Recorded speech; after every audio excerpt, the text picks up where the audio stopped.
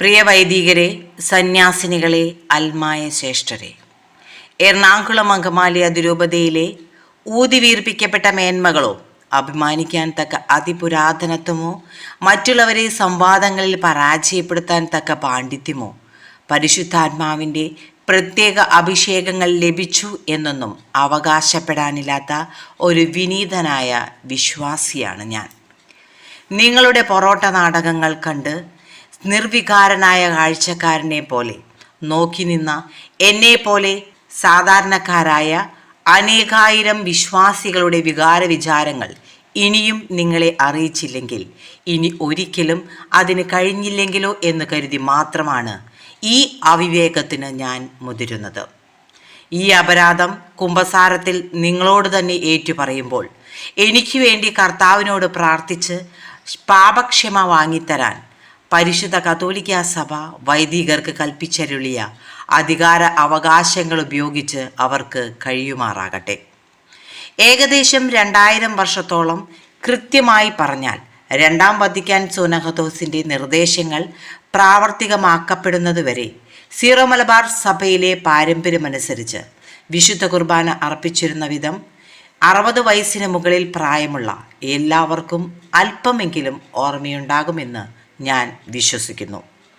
മാറ്റത്തിൻ്റെ ആ നാളുകളിൽ ഇന്നത്തെ പോലെ സാമൂഹിക മാധ്യമങ്ങളുടെ പൈശാചിക സ്വാധീനം അത്രമേൽ അനുഭവപ്പെടാതിരുന്ന ആ കാലഘട്ടങ്ങളിൽ എന്തിന് ഇതൊക്കെ ഇപ്പോൾ മാറ്റണമെന്ന ചോദ്യം എറണാകുളം അങ്കമാലിയിലെ വൈദികരും അൽമായരും അന്ന് ചോദിച്ചിരുന്നുവെങ്കിൽ ഇന്ന് ഈ ചോദ്യം ചോദിക്കേണ്ടി വരില്ലായിരുന്നു. അന്ന് ചോദിക്കാതിരുന്നവരുടെ ഇന്നത്തെ ചോദ്യത്തിൻ്റെ ഉദ്ദേശ ലക്ഷ്യങ്ങളിൽ എന്നെപ്പോലുള്ളവർക്ക് ഇന്ന് സംശയമുണ്ട് താനും.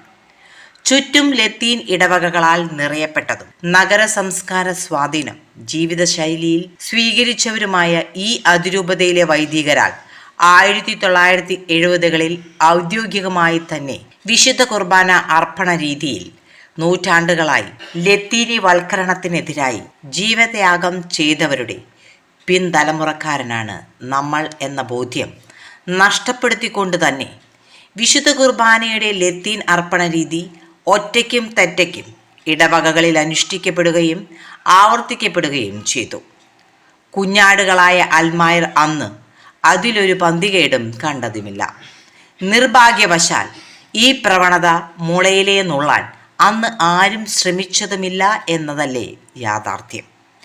നോക്കൂ, അതിന് ഇന്ന് നാം നൽകേണ്ടി വരുന്ന വില. ആരാധനാക്രമം ഓരോ റീത്തിൻ്റെയും തനിമയാണ് എന്നാണ് എൻ്റെ ബോധ്യം. തെറ്റാണെങ്കിൽ ക്ഷമിക്കുക. എല്ലായിടത്തും ഒരേ ആരാധനാക്രമമാണെങ്കിൽ വിവിധ റീത്തുകളുടെ അഥവാ വ്യക്തിസഭകളുടെ അസ്തിത്വം തന്നെ ഉണ്ടാകുമായിരുന്നില്ലല്ലോ. ഒരേ റീത്തിൽപ്പെട്ട വിശ്വാസികൾക്ക് ഒരേ തരത്തിലുള്ള ആരാധനാക്രമം എന്ന ചിന്താധാരയിൽ എന്ത് അസാംഗത്യമാണ് ഉള്ളത് എന്ന് എൻ്റെ പരിമിത ബുദ്ധിയിൽ എനിക്ക് മനസ്സിലാകുന്നില്ല. എൻ്റെ മാതൃ ഇടവകയിലും കോതമംഗലം, ഇടുക്കി, പാല, ഇരിഞ്ഞാലക്കുട, തൃശ്ശൂർ, ബിജ്നോർ, ഗോരഖ്പൂർ, ആദിലാബാദ്, ഇറ്റാവ, ഫരീദാബാദ്, ചാന്ത, സാഗർ എന്നിങ്ങനെ കേരളത്തിനകത്തും പുറത്തുമുള്ള നിരവധി സീറോ മലബാർ രൂപതകളിലും അനേകം ലത്തീൻ രൂപതകളിലും വിശുദ്ധ കുർബാനയിൽ പങ്കെടുത്തിട്ടുള്ള എനിക്ക് അതിലൂടെ ലഭിച്ചിട്ടുള്ള അനുഗ്രഹങ്ങൾക്ക് എന്തെങ്കിലും ഏറ്റക്കുറച്ചിലുള്ളതായി ഒരിക്കലും അനുഭവപ്പെട്ടിട്ടില്ല. സിനഡുകൾ വഴി സഭ അനുവദിച്ചു തരുന്ന വിശുദ്ധ കുർബാനയിൽ പങ്കെടുത്ത് അനുഗ്രഹീതരാകുക എന്നത് തന്നെയാണ് ഒരു സാധാരണ വിശ്വാസി ആഗ്രഹിക്കുന്നത്.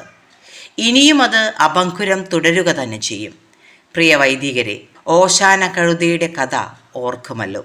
കേൾക്കുന്ന ജയവിളികളും വിരിക്കപ്പെട്ട പരവതാനികളും വീശപ്പെട്ട കുരുത്തോലകളും തൻ്റെ പുറത്തിരിക്കുന്ന യേശുനാഥൻ മൂലമാണെന്ന് തിരിച്ചറിയാതെ തൻ്റെ സ്വന്തം വ്യക്തിപ്രഭാവം മൂലമാണെന്ന് തെറ്റിദ്ധരിച്ച ആ കഴുതയ്ക്ക് സമാനമായാൽ പൊതുജനം കല്ലെടുത്തെറിയും എന്ന യാഥാർത്ഥ്യം തിരിച്ചറിയാൻ നിങ്ങൾക്ക് കഴിയട്ടെ.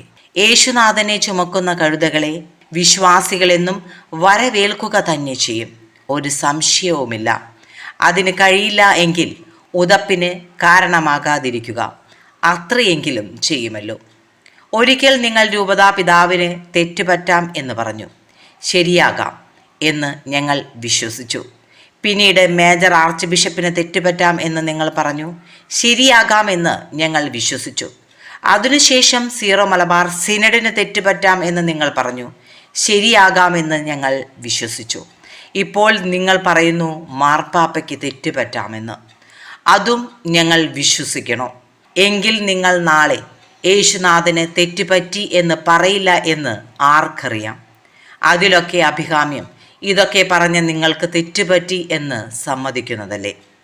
മാർപ്പാപ്പയ്ക്ക് കീഴിൽ മറ്റൊരു റീത്തല്ലെങ്കിൽ വ്യക്തിസഭ ഇനി അചിന്ത്യമാണ്. പിന്നെ അവശേഷിക്കുന്നത് പാഷണ്ഡതയാണ്. അത് തിരഞ്ഞെടുത്തുകൊള്ളൂ. പക്ഷേ ഒരു കാര്യം, അതിൽ തന്നിഷ്ടത്തിന് എന്നും ഒരു പണത്തൂക്കം കൂടുതൽ നൽകണം. അനുസരണം ഒരിക്കലും ആ സഭയുടെ ശബ്ദകോശത്തിലുണ്ടാകാൻ അനുവദിക്കരുത്. പേരിന് പോലും ജനാധിപത്യം ഉണ്ടാകരുത് എന്നുകൂടി ശ്രദ്ധിക്കുമല്ലോ. അത്തരമൊരു സഭയ്ക്ക് ഒരു രാഷ്ട്രീയ പാർട്ടി എന്ന പദം അതായിരിക്കും ഉത്തമം. എല്ലാവിധ ഭാവുകങ്ങളും നേർന്നുകൊണ്ട് ഒരു എളിയ സഹോദരൻ, Prince Varghese. Christian times, Kottayam.